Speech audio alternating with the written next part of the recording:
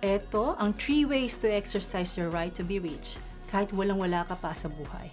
So kung yung mga mayayaman nga ginagawa ito, imagine kung ano ang magiging epekto ng mga habit na ito sa buhay mo. So let's go.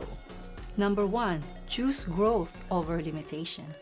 All our dreams can come true if we have the courage to pursue them. Una-una sa lahat, magtakda ka ng mga mithiin mo sa buhay. Kuha ka ng notebook at isulat mo ito. What is it that you want? Huwag mo ilalagay sa cellphone lang. Kailangan handwritten ang mga goals mo. Bakit? May malalim na explanations dito ang mga neuroscientists na hindi na muna natin dito itatakal.